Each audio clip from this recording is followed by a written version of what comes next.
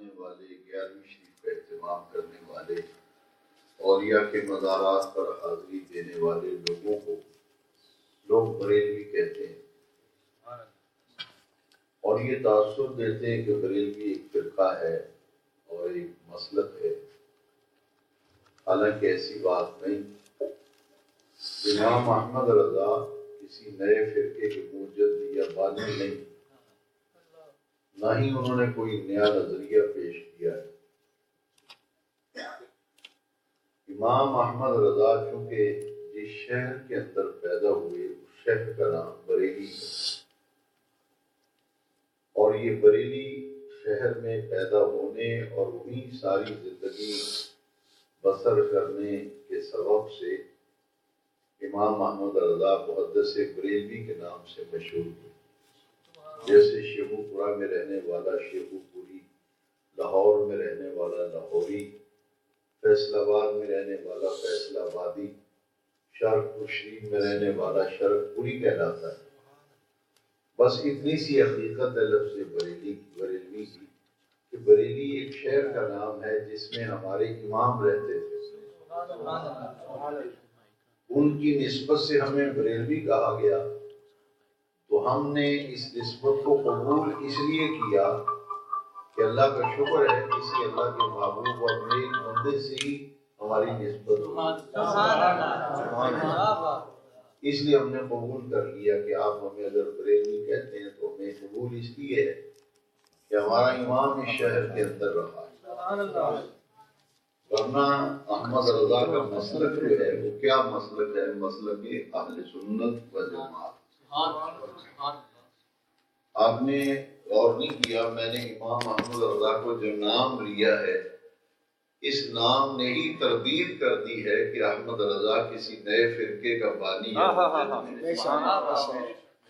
میں پھر نام لیتا ہوں، آپ سمجھیں، اور میں سمجھانے کی بھی کوشش کرتا ہوں۔ اعلیٰ حضرت امام شاہ احمد رضا خان فاضل و محدث بریلوی حنفی قادری رحمت اللہ احمد کی رضا پر چلنے والا، جب ہم نے کہا کہ حنفی قادری تو یہ بات کی جڑیں کٹ گئی کہ کسی نئے فرقے کے موجد ہے۔ حنفی کا معنی ہے امام اعظم ابو حنیفہ کا مقلد، اور قادری کا مطلب ہے کہ سرکار عبد القادر جیلانی غوث الثقلین کے سلسلے میں آپ ہادی تھے، رہنما تھے، مرشد کامل تھے۔ نعرہ تکبیر، نعرہ رسالت، نعرہ تحقیق، نعرہ حیدری، نعرہ غوثیہ، فیضان رضا، فیضان رضا۔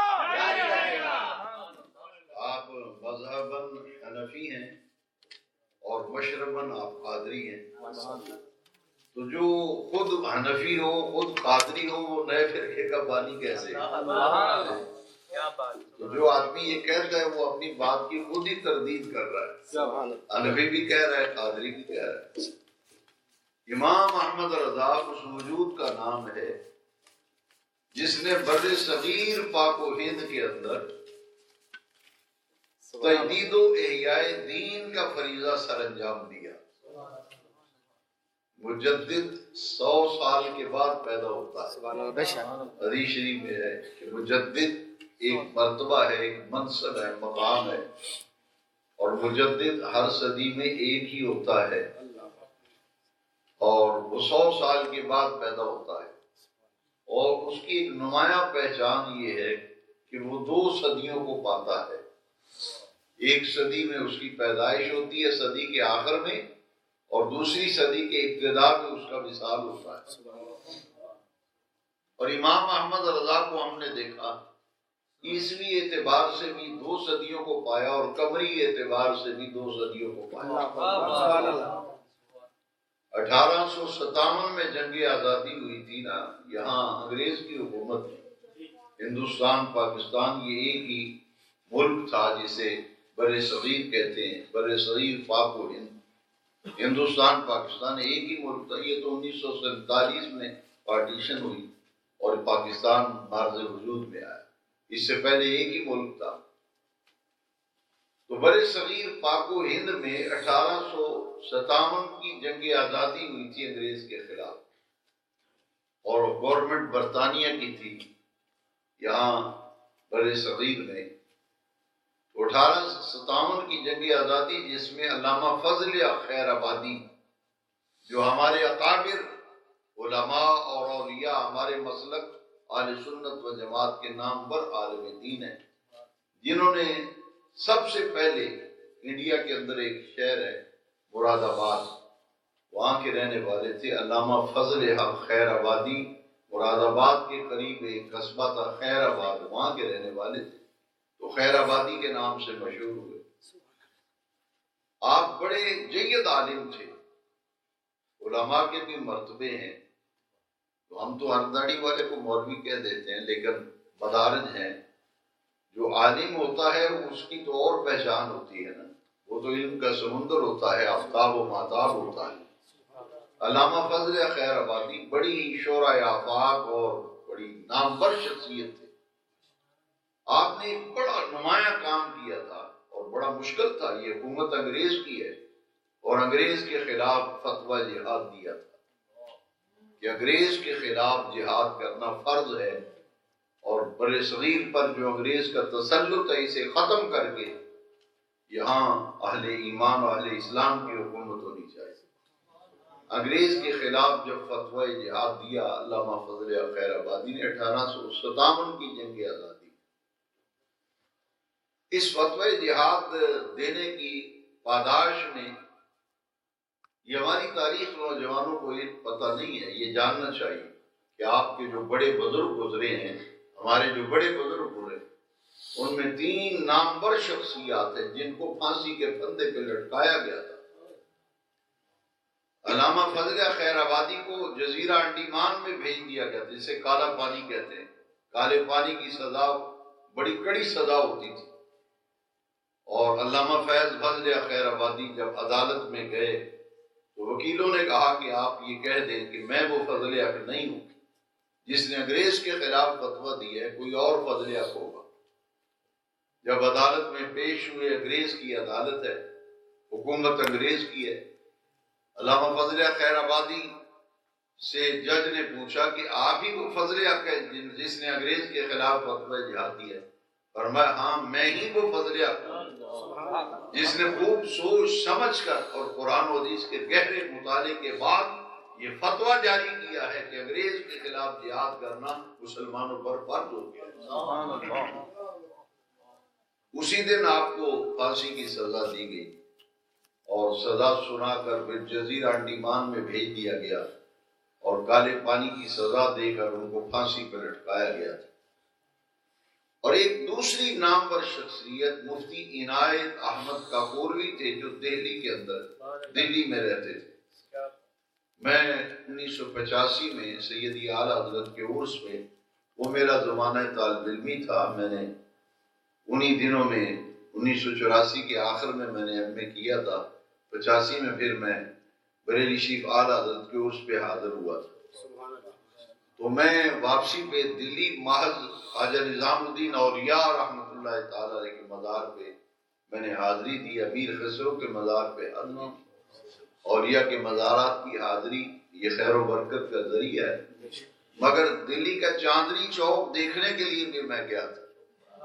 آپ کہیں گے کہ چوک کو دیکھنے سے بتی چوک کو دیکھنے کو جائے، کوئی وجہ ہوتی ہے نا دیکھنے کی، نسبت ہوتی۔ تو میں جن کے ہاں ٹھہرا ہوا تھا انہوں نے مجھے پوچھا کہ آپ چاندنی چوک کیوں جانا چاہتے ہیں؟ دلی کا بہت مشہور چوک ہے، جیسے شیخوپورہ کا بتی چوک سمجھ، مصروف ترین چوک۔ میں نے کہا اس لیے جانا چاہتا ہوں کہ 1857 کی جنگ آزادی میں اسی چوک میں مفتی عنایت احمد کاکوروی رحمۃ اللہ علیہ کو سرعام پھانسی دی گئی تھی، ہزاروں لوگوں نے دیکھا تھا، اور پھانسی دینے کے بعد ان کی لاش کو الٹا لٹکایا گیا تھا۔ اور آپ نے یہ فرمایا تھا اس دور میں کہ اللہ کا شکر ہے قیامت کے دن نبی کریم علیہ السلام کی بارگاہ میں سرخرو ہو جاؤ۔ یہ ہمارے اکابر کی تاریخ ہے۔ یہ پاکستان جو آزاد ہوا ہے، یہ پلیٹ میں رکھ کے کسی نے تشتری میں نہیں پیش کیا کہ یہ لو تمہارا پاکستان ہے، اس میں تو ہزاروں ماؤں بہنوں کی عصمتیں لوٹی گئی اور خون اور آگ کا دریا عبور کر کے پاکستان لیا گیا تھا۔ اس کی ابتدا 1857 کی جنگ آزادی میں۔ میں نے عرض یہ کرنا تھا کہ یہ ضمناً بات آ گئی تاکہ ہماری نوجوان نسل کو پتہ چلے کہ ہمارے جو بڑے علماء اکابر اولیاء اللہ گزرے ہیں، دین کے لیے کتنی تکلیفیں انہوں نے اٹھائی۔ اور پھر کیا ہوا، 1857 میں جنگ آزادی اور 1858 میں پھر امام احمد رضا بریلی میں پیدا ہوتے، یہ ان کا سن پیدائش ہے۔ امام احمد رضا بریلی میں ایک خانوادہ تھا اور اس خانوادے کو وہ علمی اعتبار سے بڑا ہی بلند مرتبہ حاصل تھا۔ دور دراز علاقوں میں افریقہ تک اس زمانے میں اس خاندان کا فتویٰ چلتا تھا۔ امام احمد رضا کے جو والد تھے ان کا نام تھا مولانا شاہ نقی علی خان رحمۃ اللہ علیہ، امام المتکلمین تھے، بہت بڑے مفتی تھے اور ان کا فتویٰ جو افریقہ تک چلتا تھا۔ ان کے ہاں امام احمد رضا کی پیدائش ہوئی 1858 میں۔ یہ عیسوی صدی کا آخر ہے اور پھر اگلی صدی آئی 1921 میں پھر امام احمد رضا کا وصال ہوا، 1921 میں۔ سن عیسوی کے اعتبار سے بھی 2 صدیوں کو پایا اور قمری اعتبار سے بھی 2 صدیوں کو پایا امام احمد رضا نے۔ اور امام احمد رضا جس دور میں پیدا ہوئے، دین کی اصل صورت اور حیت جو ہے وہ انگریز کے اقتدار کی وجہ سے اس پر گرد و غبار کی تہیں جمی ہوئی تھی اور دین کا حلیہ جو ہے اسے بگاڑ کے رکھ دیا گیا تھا۔ میں نے عرض کیا کہ مجدد 100 سال بعد آتا ہے اور اس کا کام کیا ہے؟ مجدد کا معنی پتہ کیا ہے؟ تجدید کرنے والا۔ تجدید اس کا انگلش کے اندر اسے رینیو کہتے ہیں، جیسے ڈرائیونگ لائسنس اگر آپ یا اسلحے کا لائسنس تجدید کرانے جاتے، رینیو کرواتے ہیں تو اس کھڑکی کے اوپر لکھا ہوتا ہے تجدید اسلحہ، تجدید لائسنس، رینیو کرانا۔ یہی کام مجدد کا ہے، وہ دین کو رینیو کرتا ہے۔ امام احمد رضا نے جتنا گرد و غبار گستاخیوں کا دھواں اڑا کر دین کے چہرے کو مسخ کرنے کی کوشش کی تھی، امام احمد رضا نے تجدید و احیاء دین کا فریضہ سر انجام دیا، دین کو زندہ کیا۔ امام احمد رضا نے وہ تمام رسومات شرعیہ انگریز کے اقتدار کی وجہ سے جو گہنا گئی تھی، امام احمد رضا نے اسے پالش کر کے دین کی اصل صورت کو ملت کے سامنے پیش کیا۔ سبحان اللہ۔ نعرہ تکبیر، نعرہ رسالت، نعرہ تحقیق، نعرہ حیدری، اعلیٰ حضرت عظیم البرکت۔ نیا عقیدہ احمد رضا نے نہیں کھڑا، بلکہ وہ عقیدہ جو صحابہ کرام کے دور سے عقیدہ آ رہا تھا، عقائد اسلامیہ، انہی عقائد کی ترجمانی بریلی کے احمد رضا نے کی۔ اور امام نقی علی خان کے گھر میں امام احمد رضا پیدا ہوتے اور خداداد صلاحیتوں کے مالک تھے۔ اللہ نے تجدید کا کام لینا تھا نا، تو اس لیے امام احمد رضا کے جب ہم حالات کو پڑھتے ہیں تو لوگ حیران ہوتے ہیں۔ آج تو ہر یونیورسٹیوں میں احمد رضا پہ پی ایچ ڈی لوگ کر رہے ہیں، ڈاکٹریٹ کی ڈگری، تھیسس لکھتے ہیں امام احمد رضا پہ۔ اور تجدید، امام احمد رضا کا جو تجدیدی کارنامہ ہے، احیاء دین ہے، اس حوالے سے ریسرچ ہو رہی ہے۔ آپ حیران ہوں گے کہ علوم متداولہ کا حاصل ہو جانا یہ بڑا کمال کی بات ہے، مگر امام احمد رضا اس وجود کا نام ہے جس کو 5، 10، 20، 40 نہیں 56 علوم پر مکمل عبور حاصل۔ سبحان اللہ، ماشاء اللہ، سبحان اللہ۔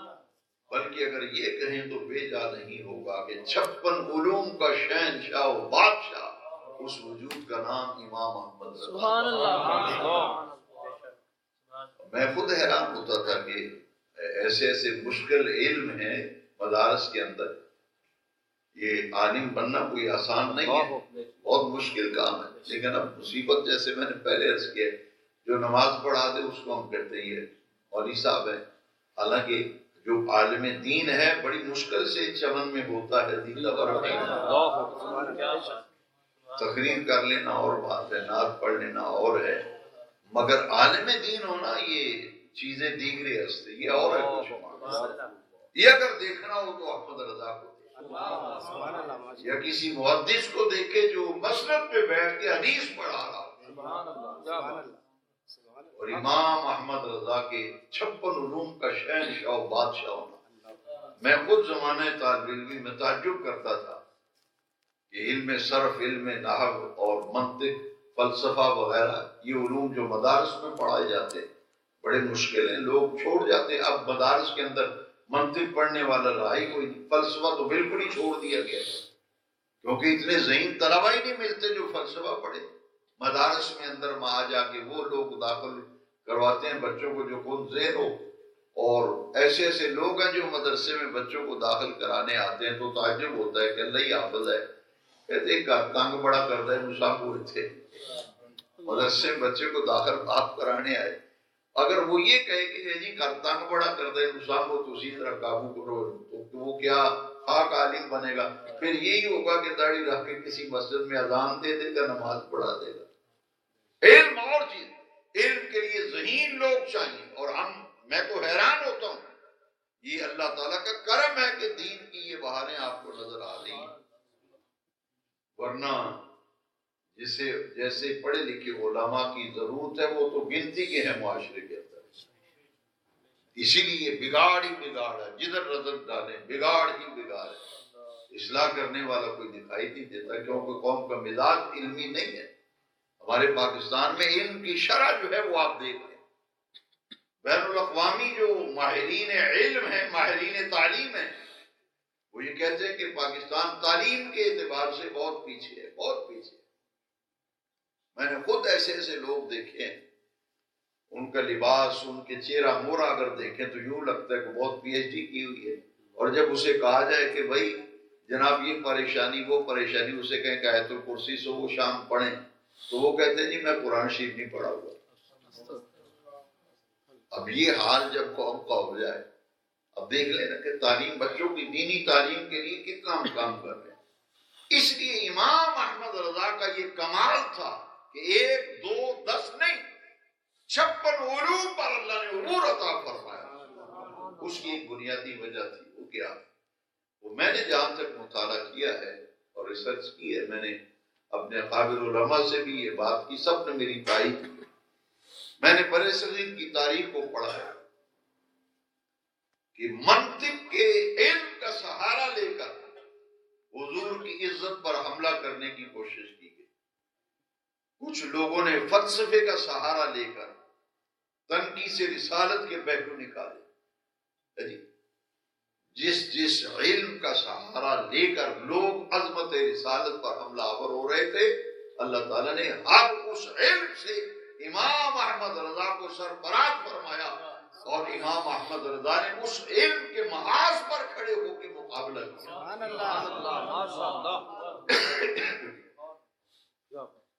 امام احمد رضا کی کتابوں کا نام ہی نہیں پڑھنا آتا. میں بڑے بڑے حضرات اگر آپ لیں، جسے آپ کہیں یہ سارے بڑے بڑے مولوی صاحب ہیں، میں اس کی کتاب سامنے رکھ دوں گا، نام پڑھ کے دکھا دے تو انعام دوں گا. کیا بات. مجھے خود 1 2 کتابوں کے نام پڑھنے میں بڑی دشواری ہوئی، میں نے ڈکشنری کا سہارا لیا، خود ڈکشنری سے دیکھنا پڑا اس کا لفظ کیا جو امام احمد رضا کی کتابوں کے نام ہے. اور مزے کی بات تو یہ ہے نا کہ جس کتاب کو آپ پڑھیں، ایک نام ساری کتابوں کے عربی کے اندر ہیں، اور جس کتاب کا نام پڑھیں گے تو اس سے 3 باتیں معلوم ہو جائیں گی. ایک یہ کہ کتاب لکھی کہاں گئی، دوسری یہ بات یہ کس موضوع پہ لکھی گئی، اور کس سن میں یہ کتاب لکھی گئی. یہ معمولی بات نہیں. کس سن میں کتاب لکھی گئی، کس موضوع پہ لکھی گئی اور کہاں لکھی گئی. میں ایک مثال دیتا ہوں. امام احمد رضا جب حج کرنے گئے تو مخالف لوگ تو آپ کو پتہ ہے وہ تو پیچھا نہیں چھوڑتے. حج کرنے گئے تو مخالف انہوں نے کہا کہ اب قابو میں آئے ہیں، یہ آئے ہیں حج کرنے، کتاب ان کے پاس کوئی نہیں، لائبریری ان کے پاس کوئی نہیں، ریفرنس بک ساتھ کوئی نہیں لائے. اب ان کو سوال لکھ کے بھیجتے علم غیب کا، اور جواب یہ لکھ نہیں پائیں گے چونکہ بکس ان کے پاس ہیں نہیں، تو ہم تالیاں بجائیں گے کہ یہ ہیں ان کے مجدد، یہ ہیں مجدد. لیکن انہیں کیا خبر تھی کہ امام احمد رضا کا ہر علم عطائی تھا، ذہانت، خداداد، حافظہ خداداد. اور جو لوگ حج عمرہ کر چکے انہیں پتہ ہے کہ کم از کم بخار کا سامنا تو ضرور کرنا پڑتا ہے. محمد شفیق قادری ہو کے آئیں، ان سے پوچھ لیں بخار بھی چڑھے گا، نزلہ زکام بھی ہوگا، گلا بھی خراب ہوگا. حج کا موقع ہے، شدید بخار ہے امام احمد رضا، گناہوں سے پاک ہونا ہے نا. اللہ تعالیٰ اسی لیے میرے پاس ایک دلیل بھی ہے کہ حدیث شریف میں جب کوئی بیمار کا پتہ کرنے جاؤ نا عیادت کے لیے تو اسے کہو لا باس طہور انشاءاللہ، پریشان نہ ہو، یہ بیماری تجھے پاک کرنے کے لیے آئی.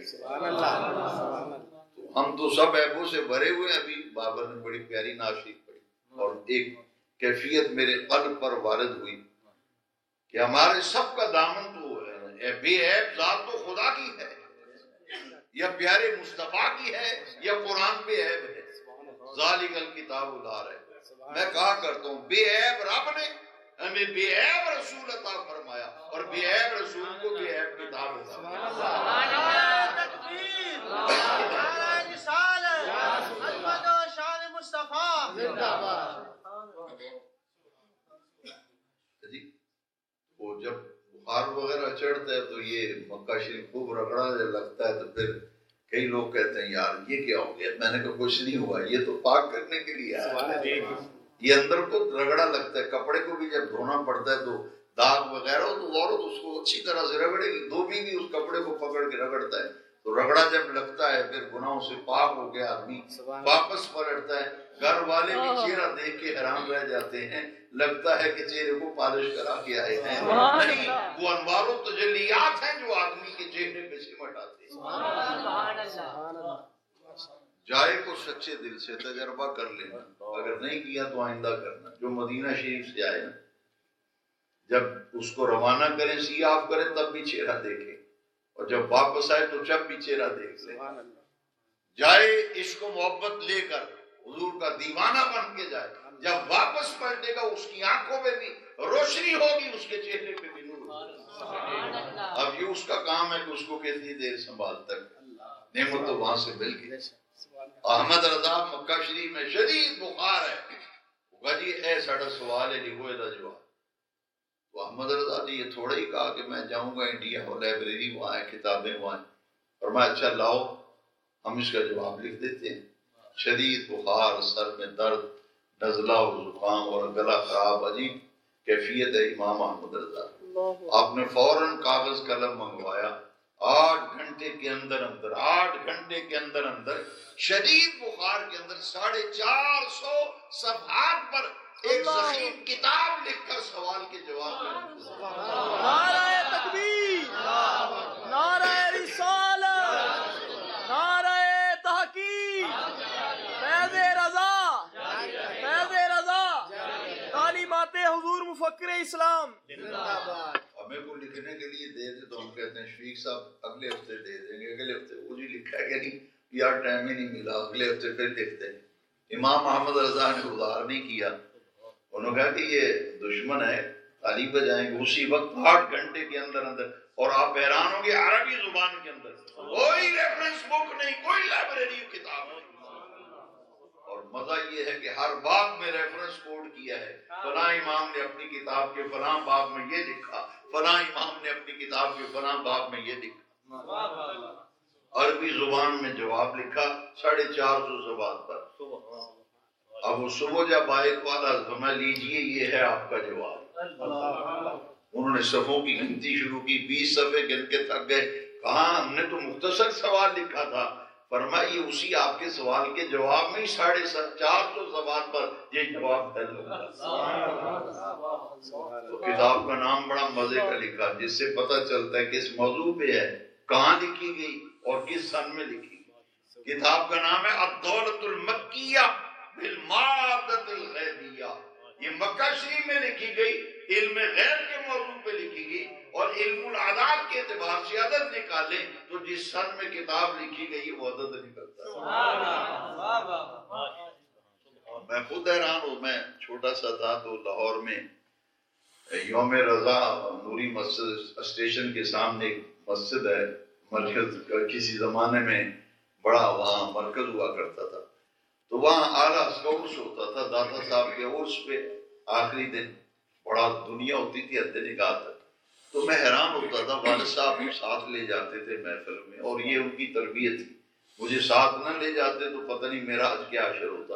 میں یہ سمجھتا ہوں کہ جو ساتھ ساتھ رکھتے تھے، علماء کی زیارتیں، مشائخ کی، اکابر کی، بچپن سے جب سننے لگے تو دل پہ وہ باتیں نقش ہو گئی۔ میں حیران ہوں کہ جو مولوی تقریر کرتا ہے وہ احمد رضا کا نام لیتا ہے، جو اور کو بات ہی نہیں کرتا، سب اٹھ رہے ہیں، اعلیٰ حضرت نے یہ کیا، مجدد دین و ملت نے یہ کیا، دل میں ایک لگن پیدا ہو گئی۔ اور الحمدللہ اللہ تعالیٰ کا بڑا کرم ہے، میں نے اعلیٰ حضرت کے حوالے سے ایک ضخیم معلومات جو ہے میرے سینے کے اندر موجود ہے، اور یہی جذبہ تھا کہ میں اسٹوڈنٹ تھا، زمانہ طالب علمی تھا، اور میں اس زمانے میں میری بریلی انڈیا میں گیا تھا، بریلی اکیلا، الحمدللہ۔ پھر اعلیٰ کے مزار، یہ کرامت ہے اعلیٰ کی کہ بچپن سے ایک لگن ہو گئی نا، سن کے محفلوں میں اعلیٰ کا کلام پڑھ، ایک مناف شریف پڑھی جاتی تھی، سمجھ نہیں آتی تھی لیکن مزہ بہت آتا تھا۔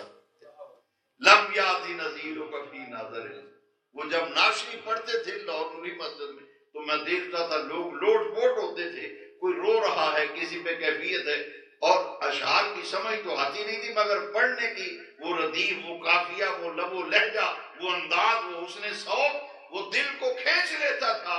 پھر ہم نے الحمدللہ پوری نعت شریف کے ایک ایک لفظ کا معنی اور مفہوم یہ سمجھنے کی کوشش کی، پتہ یہ چلا کہ یہ ایک مجدد کا کلام ہے۔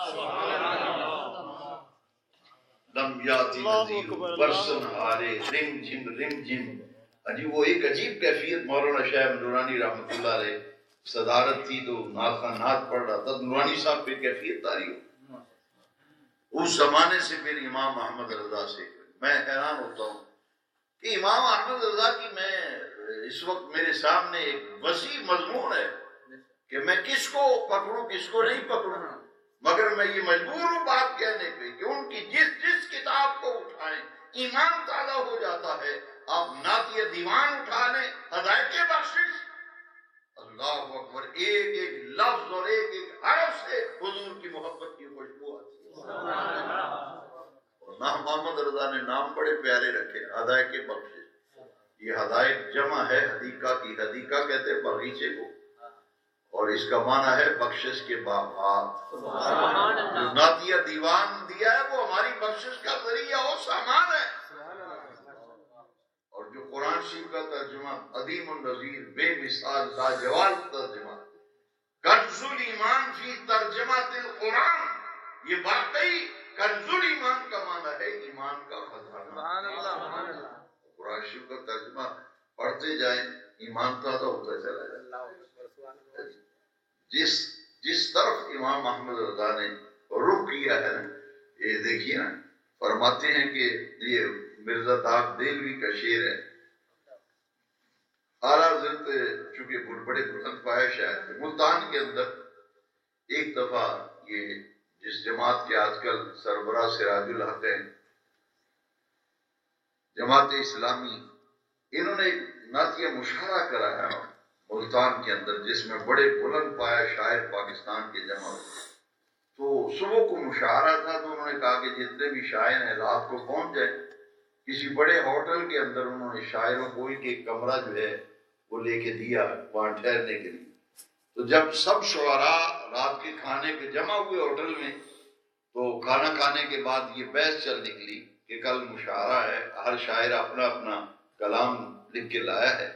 تو کسی نے پوچھا کہ یار ایک بات تو بتاؤ کہ اردو میں جتنا بھی نعتیہ کلام ہے اس میں سے سب سے اچھا کلام کے شاعر کا ہے.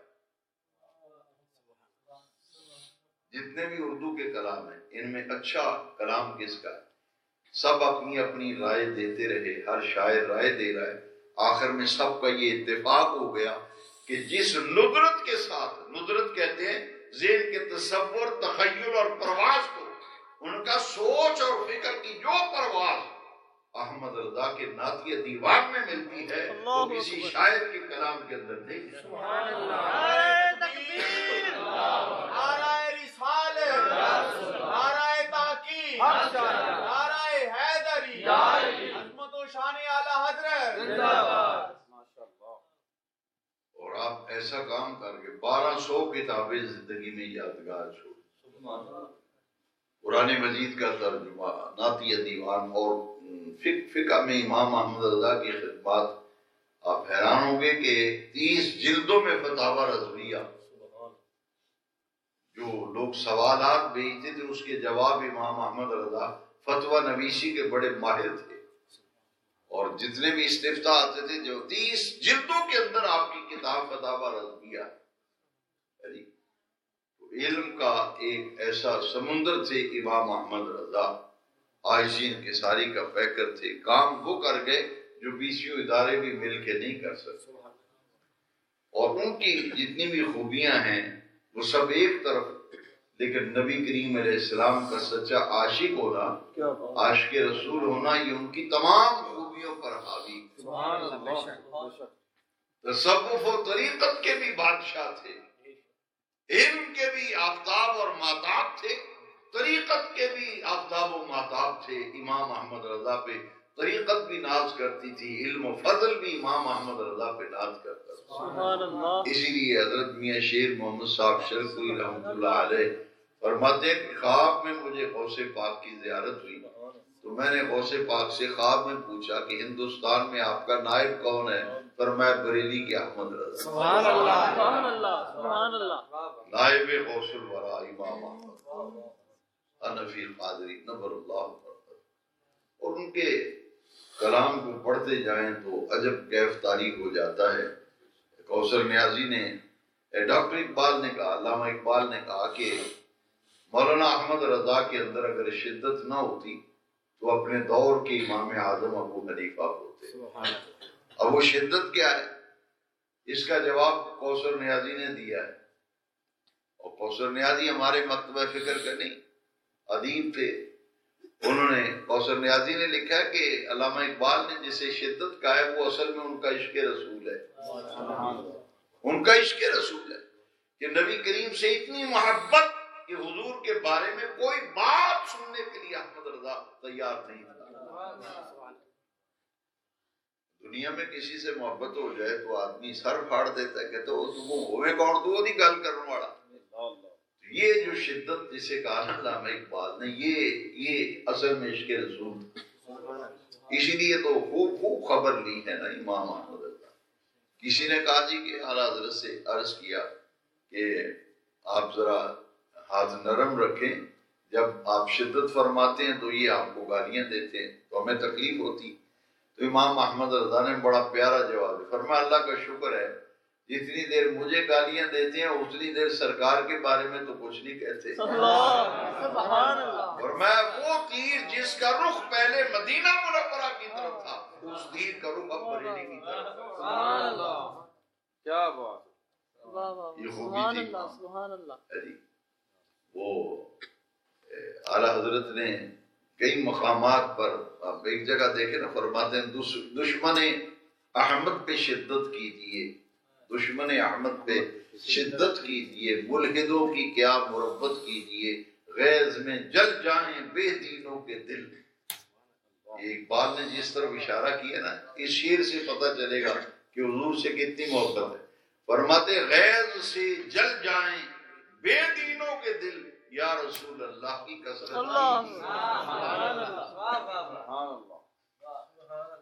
اب دشمن احمد پہ شدت، ملحدوں کی کیا مربت کیجیے، غیظ میں جل جائیں بے دینوں کے دل، یا رسول اللہ کی کثرت. نعرہ رسالت، یا رسول اللہ، نعرہ رسالت. जिगर गोशा मुहद्दिस अब्दालवी माशाअल्लाह। और अहमद रजा से सच्ची बात हमें प्यार इसीलिए है जी, हुजूर के सच्चे आशिक है ना। एक जगह फरमाते हैं कि तेरी दोजख से तो कुछ छीना नहीं, तेरी दोजख से तो कुछ छीना नहीं, खुल्द में पहुंचा रजा फिर तुझको क्या, तुझे खाए तपे सकर, तुझे खाए तपे सकर, तेरे दिल में किससे बुखार है। ये अहमद रजा कहते तुझे जहन्नुम की आग खाए, तुझे खाए तपे सकर, तेरे दिल में किससे बुखार। इसलिए अहमद रजा का नाम आते ही चेहरे का जोग्राफिया बदल जाता है। वो खूब खबर, कोई रूह रियायत नहीं जो रसूलुल्लाह सल्लल्लाहु अलैहि वसल्लम की जात अक़दस के बारे में जरा सा भी एतराज करने वाला, बेअदबी और गुस्ताखी करने वाला अहमद रजा तो बर्दाश्त नहीं करते। और देखिए कि कैसा तखय्युल है। फरमाते हैं तुझसे और जन्नत से क्या मतलब, तुझसे और जन्नत से क्या मतलब, वहाबी दूर हो, हम रसूलुल्लाह के, जन्नत रसूलुल्लाह। नारा तकबीर, नारा रिसालत, मसलक हक अहले सुन्नत व जमात, हुजूर किबला पीर साहब जिंदाबाद। इसमें एक बड़ी प्यारी बात है, वो देखिए। मैं एक और शेर आलस फरमाते हैं, मैं तो मालिक ही कहूंगा, या रसूलुल्लाह सा तो हम मालिक ही आखना है, मैं तो मालिक ही कहूंगा कि वो मालिक के हबीब यानी महबूब व मुहिब में, नहीं मेरा तेरा। मुहिब में और महबूब में मेरा तेर मेर नहीं होती। फरमाते महबूब व मुहिब में नहीं मेरा तेरा, मैं तो मालिक ही कहूंगा कि वो मालिक के हबीब है जी। और आप एक जगह फरमाते हैं मलाकूतो, ये बाज नाथ खान पढ़ते हैं मलाकूतो मुल्क में, ये भी ठीक है लेकिन इसका असर महबूब। आप फरमाते हैं मलाकूतो मिल्क में, आगे क्या है, मलाकूतो मिल्क में कोई शय नहीं जो तुझ पे आया ना हो। मिल्क मिल्कियत को कहते हैं। आला फरमाते हैं कि पूरी कायनात तो अल्लाह ताला ने आपके मिल्क में दे दी है, तो जन्नत के आप मालिक हैं, तो हम किसके हैं, हम किसके हैं, सरकार के। तो फरमाते हैं तुझसे और जन्नत से क्या मतलब, वह भी दूर हो, हम रसूलुल्लाह के, जन्नत रसूलुल्लाह। सुभान अल्लाह, सुभान अल्लाह।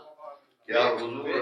अब देखिए किसी ने नौकर घर में रखा हो, गुआंढी और नौकर ਨੂੰ आके थप्पड़ मारे, तुसी बाहर आ जाओ, होए तो कौन है, तेनू नहीं पता ये साडा मुलाजिम है, साडा नौकर, तेनू कोई शिकायत सी साडे तो इनू क्यों आ गया। आप फरमाते हैं कि हुजूर को आपने क्या समझा है, हम तो सब हुजूर के गुलाम हैं। फरमाते हम रसूलुल्लाह के, जन्नत रसूलुल्लाह। हुजूर कब ये चाहेंगे कि मेरा कोई गुलाम दोज़ख में जाए। रहमतुल लिल आलमीन है ना, पूरी कायनात के लिए रहमत है जी। अब एक जगह देखिए ना, ये कैसी आजिज़ीन की सारी है हालत, चोर सही, बद सही, मुजरिम व नाकारा सही है, कैसा ही सही है तो करीमा तेरा।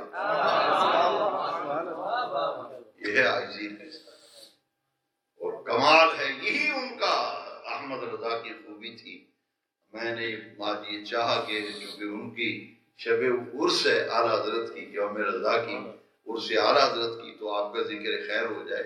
ये जिक्र जो मैं आपको सुना रहा हूँ, ये क्यों सुना रहा हूँ, सुनिए मैंने किस नीयत से सुना है। बुखारी शरीफ की हदीस शरीफ है, ततनज़्ज़लुर रहमा इंद ज़िक्र सालिहीन, जहाँ अल्लाह के नेक बंदों का तज़किरा किया जाए वहाँ रहमत इलाही का नुज़ूल होता है।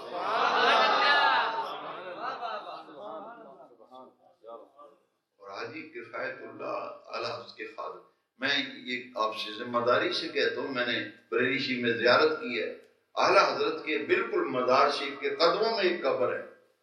मैं खुद हैरान हुआ कि जिस किसी ने भी ये कब्र बनाई उसने ख्याल नहीं किया कि ये तो गुजर का है, ये आला उसका मज़ार शरीफ है, बिल्कुल कदमों में एक छोटी सी कब्र बनी हुई है और उस कब्र से दाएं बाएं गुजर के जाना पड़ता है। मैंने पूछा ये कब्र किसकी है, कहा ये हाजी किफ़ायतुल्लाह की कब्र है।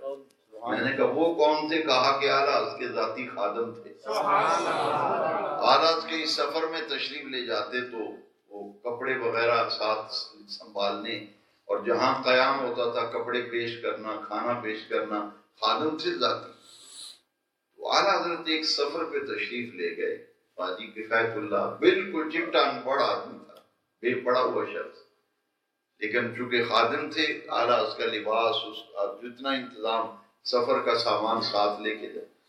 ایک محفل میں اعلیٰ کہیں سفر پہ گئے تھے، تشریف لے گئے تو حاجی کفایت اللہ نے جو کپڑے پہنائے اور پیش کیے اس میں قمیص کا ایک بٹن ٹوٹا ہوا تھا. اور اعلیٰ بڑے نفیس طبع تھے، طبیعت کے اندر بڑی نفاست تھی.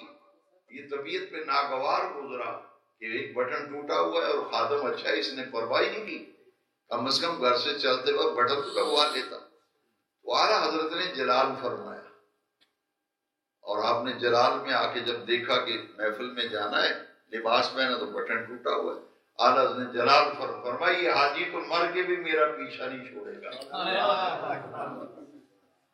کسی ملازم سے بندہ کیا ہوئے نہ تو مر کے بھی میری جان نہیں چھڑنی. اعلیٰ حضرت نے جلال فرمایا یہ حاجی تو مر کے بھی میرا پیچھا نہیں چھوڑے گا. وہ جملے ایسے نکلے سیف الاسلام تھے، جب مرے تو قبر بھی وہی بنی. یہ حاجی تو مر کے بھی پیچھا نہیں چھوڑے گا. جیسے ہی اعلیٰ اس کا وصال ہوا نا تو اعلیٰ اس کے بڑے شہزادے کے پاس آئے، کہا میں نے ساری عمر آپ کے ابا جی کی خدمت کی ہے. تو اعلیٰ نے فرمایا یہ مر کے بھی پیچھا نہیں چھوڑے گا، اب میری خواہش ہے میری قبر بھی اعلیٰ کے قدموں پر. تو دو ہی صاحبزادے تھے اعلیٰ کے، دو صاحب بیٹے تھے، حجت الاسلام حضور مفتی اعظم. دونوں صاحبزادوں نے اجازت دے دی کہ دربار شریف کے اندر قدموں میں جگہ ان کے لیے مقرر کر دی. وہ لکھوا کے ان کے سائن کروا کے گدے پہ لکھ کے تو مزار میں ٹانگ دیا. جو آدمی دیکھتا کہ لکھا ہوا کہ حاجی کفایت اللہ کی خبر ہے. اور جب فوت ہوئے تو جنازہ وہ کچھ لوگوں نے کہا حضرت جگہ تک ہے، زائرین کو دقت ہوگی. انہوں نے فرمایا نہیں، یہ کفایت اللہ کی خبر یہیں بنے گی. کہ حضرت تھوڑا سا ادھر ادھر قرآن حدیث تھوڑا ہے کہ آپ نے وعدہ کر لیا تو ادھر ادھر ہو جائے. فرمایا نہیں یہیں بنے گی. اللہ نے بنوائی قبر، کیونکہ ولی کی زبان سے نکلا تھا نا یہ حاجی مر کے بھی پیچھا نہیں چھوڑے گا.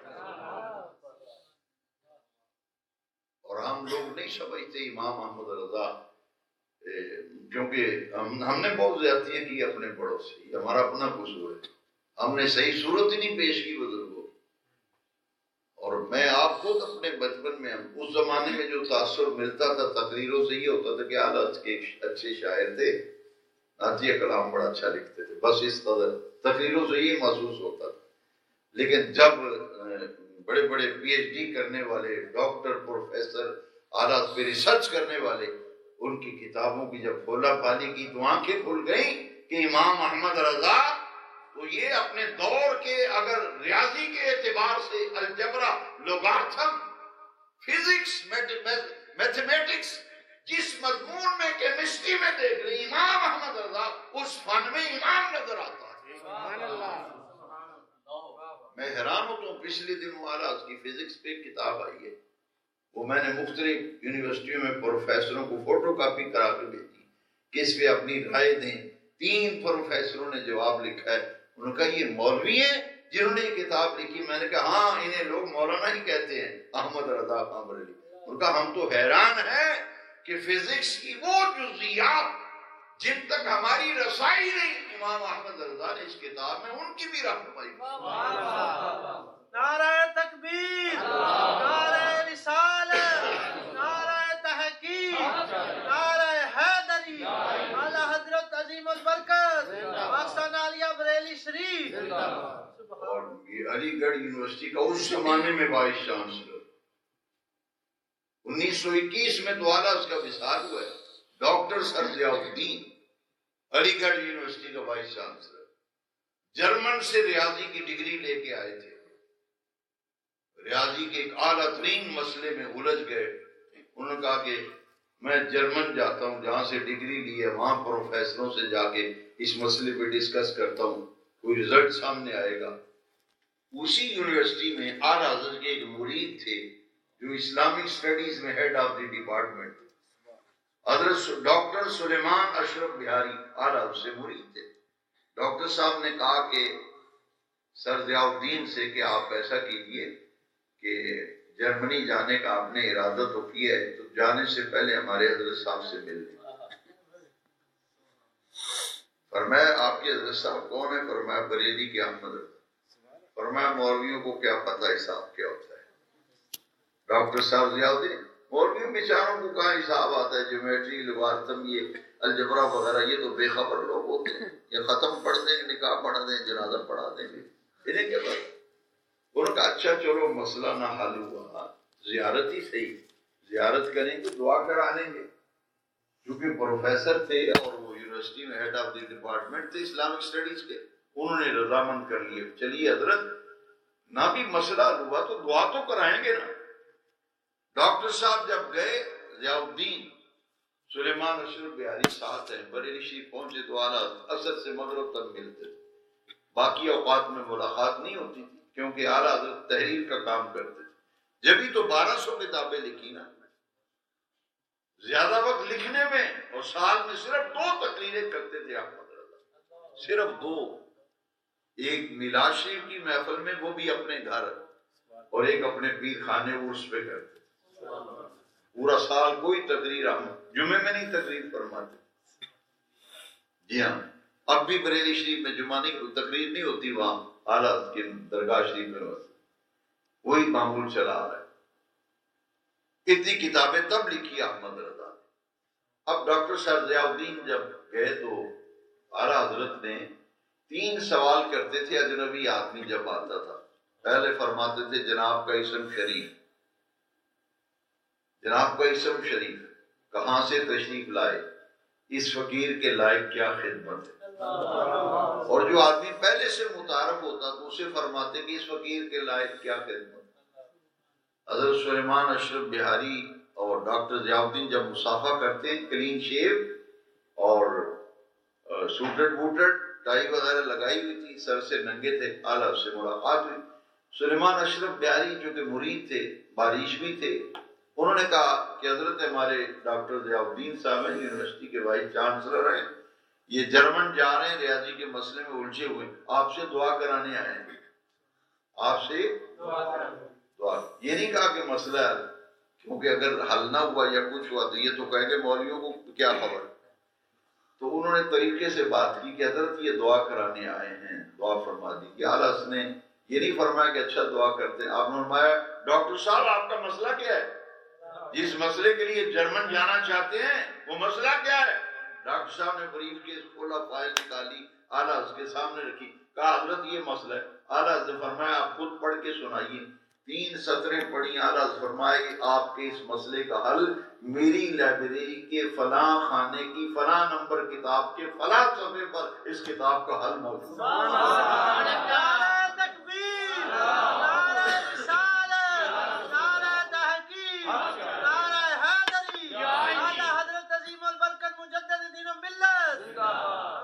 یہ ہے آپ کے امام احمد رضا، آپ نے نعت خان بنا دی، صرف نعت، یہ اچھی بات ہے کہ نعت خان بننا کو بری بات نہیں، مگر بھائی اعلیٰ حضرت تو مجدد ہیں اپنے وقت کے، جن پر مفسرین ناز کریں، جن پر محدثین ناز کریں۔ امام احمد رضا وہ بلند پایا عاشق رسول ہے، جس فن کی طرف قلم اٹھاتے ہیں دریا بہا دیتے ہیں۔ ملک سخن کی شاہی ہم کو رضا مسلم، جس سنت آ گئے ہو سکے بٹھا دیے۔ جس فن میں ڈاکٹر ضیاء الدین خادم گیا اور جا کے جب وہ رجسٹر لے کے آیا تو آنس نے صفحہ نکال کے فرمایا ڈاکٹر صاحب آپ کے مسئلے کا یہ حل پا۔ جرمن کا ٹکٹ کینسل، سیٹ کینسل، اور ضیاء الدین نے کیا کہا کہ ہندوستان یعنی بر صغیر میں نوبل پرائز کی مستحق اگر کوئی شخصیت ہے تو میرے نزدیک بریلی کے احمد رضا۔ سبحان اللہ۔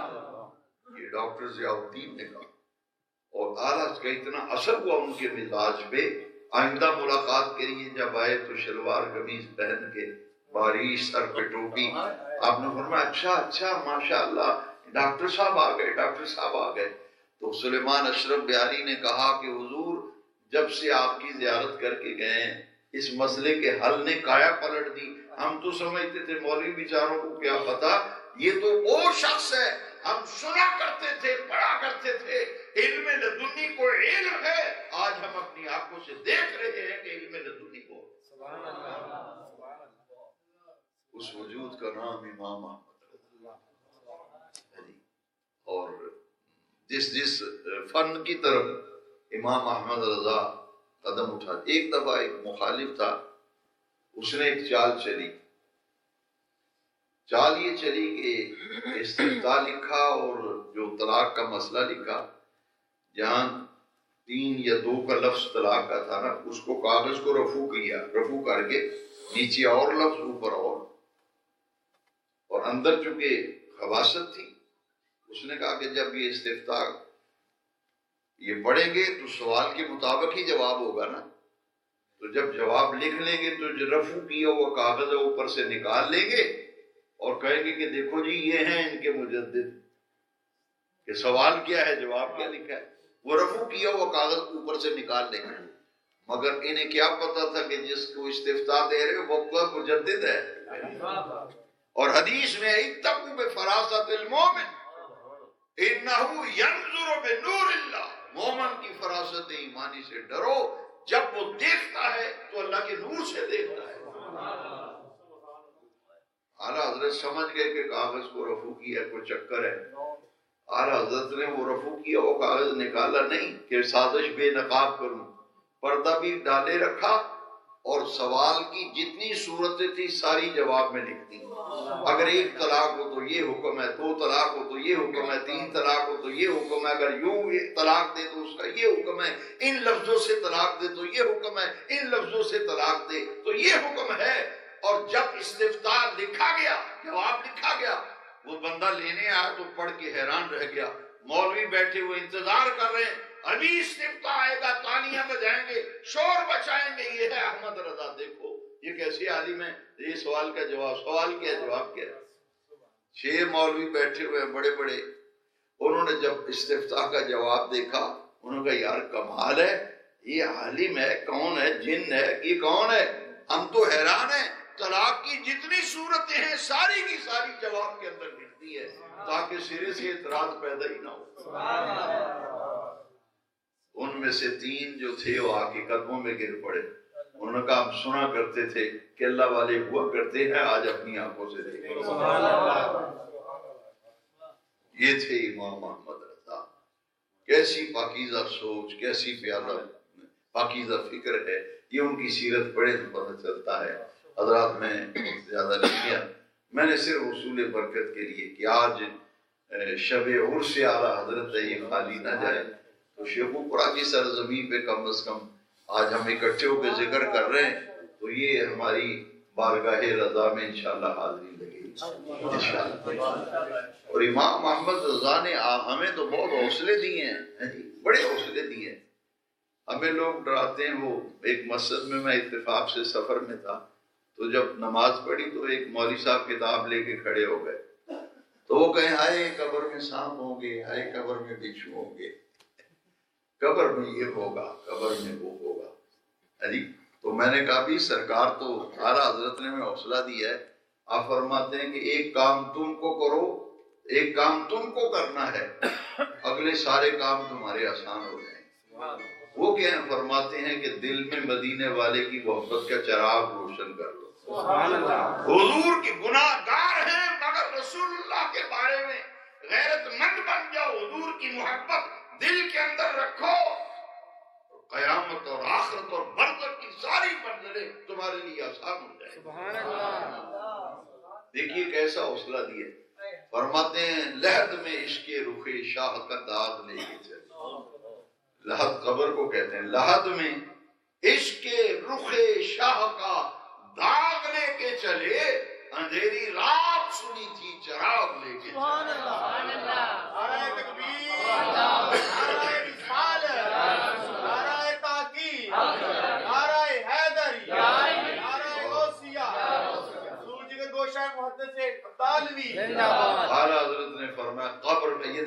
کتنا حوصلہ دیا ہمیں. آپ فرماتے ہیں قبر میں لہرائیں گے تا حشر چشمے نور کے. ایک دو دن نہیں گھر بنے جو دفنا کے آ جانا قیامت رضا آخر قبر میں لہرائیں گے تا حشر. جنی دیر قبر بھی رہنا نا قیامت آن تک قیامت رضا آخر قبر میں لہرائیں گے تا حشر چشمے نور کے. جلوہ فرما ہوگی جب طلعت رسول اللہ. حضور نے قبر بھی تشریف لے ہونا تے انوار دی بارش ہونی تے قیامت تک پھر قبر چ نور دیاں بارشاں ہونی. میلاد شریف دا مہینہ آ رہا ہے انشاءاللہ. اللہ اس نے بڑا حوصلہ دیتا ہے. اسی بھی نکے نکے سن تسی بھی سنتے ہونے سجے کھبے بڑے بڑے بڑے مولوی ہو آندے جی با اگلے سال میلاد مک جانا بھائی سال اگلے سال ختم ہو اگلا سال آندا تے آندے بھائی اگلے سال ہی ختم ہو جانا. یہ 4 دن دی گل. مگر احمد رضا نے ایک ایسا حوصلہ دیتا اور میں 1921 بھی 4 سال ہے تو ہن 2017 جا رہے ہیں 100 سال دے قریب ہونے والے چند سالاں دے بعد. ہن غور فرماؤ نا تے میں تے جدوں دی ہوش سنبھالی ہر سال پہلے نالوں ود کے نبی پاک دا میلاد منایا. جڑ میری عمر دے بندے بیٹھو ایک زمانہ شیخو پورے چاہیے سی کہ میلاد شریف دا جلوس ہی نہیں سی نکلنا. میرے یاد ہے وارث صاحب رحمۃ اللہ علیہ کو ایک ڈاکٹر صاحب ہوندے سن انہاں دے ہمایوں بازار میڈیکل سٹور سی. انہاں کہ جی ساڈے شیخو پورے جلوس نہیں نکلدا میلاد شریف دا مسیتاں وچ دیگاں پکا کے لوگ ونڈ چھڑدے تے جلوس نہیں ہوندا ساڈا تے جلوس ہونا چاہیے. یہ پھر سن 1969 وچ مولوی یعقوب صاحب غوثیہ مسجد یہ والد صاحب دے پہلے شاگرداں بھی یہ سن 1968 دے آخر وچ تے 69 وچ شیخو پورے آئے سن. والد صاحب نے بھیجے. یہ مسجد بھی نکی جی سی اگر کسے ویکھی ہوئے چھوٹی جی مسجد ہوندی سی تے مولوی صاحب دے حجرے وچ رہندے سن. اس زمانے وچ پھر ایتھے کمپنی باغ تو میلاد شریف دا جلوس شروع ہوا تے ہن سنگی ساتھی دسدے نے جی اتھوں میلاد دا جلوس ہوندا تے سارے شہر وچ تے سڑکاں تے حضور دی آمد دا جشن منایا جا رہا تے پوری ایتھے دی میں انگلینڈ چ میلاد شریف دے جلوساں کئی سال میں اتھے شریک ہوندا رہیا 3-4 سال. میں یورپ وچ میں دیکھ کے حیران ہوندا سا. وہ میں اپنے منڈیاں نوں آکھیا بھی اتنے پاکستان اتنے پاسکو بھی نہیں ہونا جلوساں دا. شدید سردی اتنی سردی کہ باہر کھڑا نہیں ہوا ہے. گھراں وچ ہیٹر کچن وچ ہیٹر مسیتے ہیٹر گڈی وچ ہیٹر. اتنی شدید سردی یورپ وچ یو کے انگلینڈ وچ. تے جدوں جلوس سی تے بارش ہو رہی سی تے میں نظر ماری تے حد نگاہ تک ایتھے بارش ہو گئی سی گھروں نہیں نکلدے. میں نظر ماری میں کہ جو انہاں کہ جی جلوس تیار ہے چلیے تساں قیادت کر دی علماء آ گئے سارے.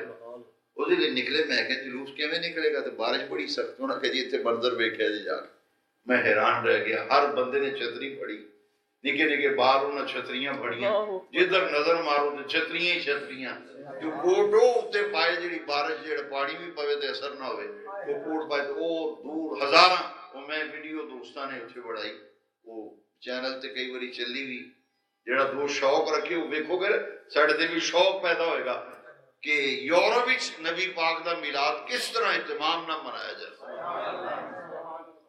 وہ جلوس جس ویلے لنگدا تے گورے سڑکاں دے سجے پاسے تے کھبے پاسے کھلو کے ویکھدے نے کی ہو رہا ہے.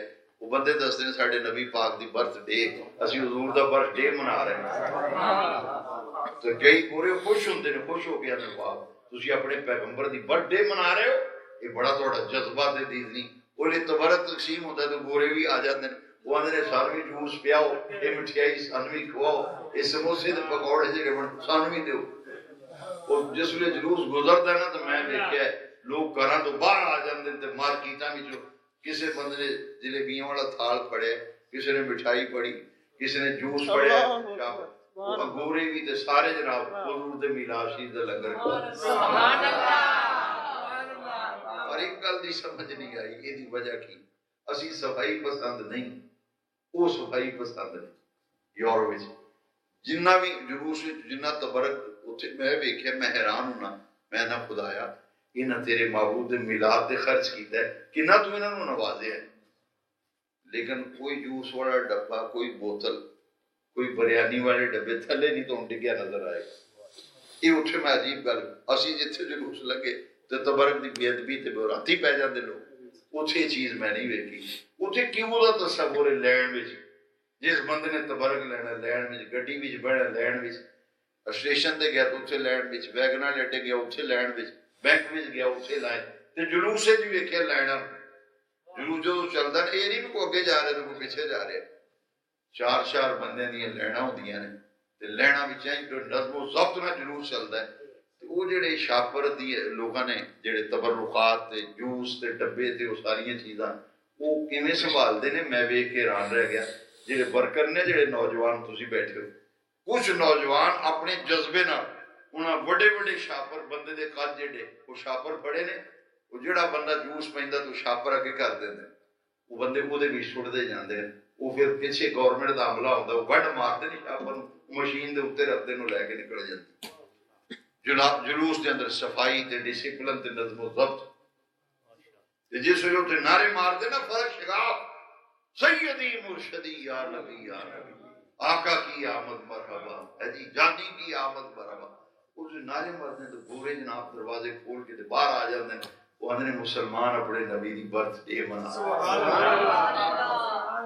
اعلیٰ حضرت نے سانوں بڑا حوصلہ دیتا ہے۔ میں تھوڑی خدمت آخری گزارش یہ کر دی، وہ مہینہ آ رہا ہے میلاد شریف دا، سبحان اللہ، تے وہ چنڈے سی لانے کراں تے حضور دے میلاد دا چنڈا ضرور لاؤ اپنی دکان تے اپنے گھر تے۔